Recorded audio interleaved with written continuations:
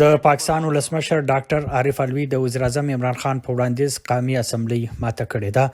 د ولسمشر دفتر د اپریل پر 3 نیټه په خبرپاڼه کې دا اعلان له هغه وروسته کړی چې هم په دې ورځ وزیر اعظم عمران خان پر سرکاري ټلویزیون راښکاره شو او ویل چې هغه ولسمشر ته د اسمبلی ماتولو وړاندیز کړی دی. आगे जो भी प्रोसीजर है अगले इलेक्शन का केयर टेकर गवर्नमेंट का वो अब शुरू हो जाएगा. پر مخ چې د انتخاباتو او عبوري حکومت په اړه کوم طریقې کار دی هغه به پیل شي.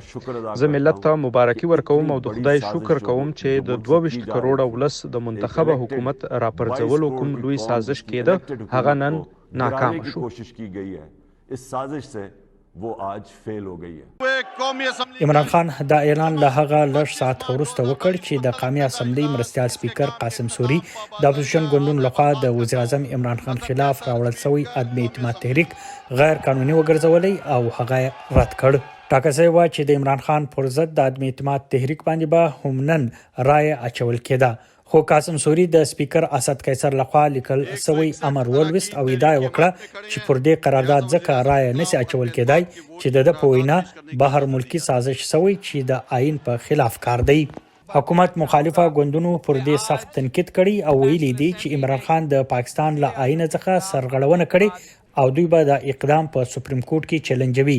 حزب اختلاف ادعا کوله چې د عدم اعتماد د کامیابی لپاره د قومي اسمبلی د 102 غړو لازم اکثریت ورسره وو. عمران خان عدم اعتماد تحریک د ځان خلاف بهرنۍ سازش بولي، خو حزب اختلاف دا تور ردوي.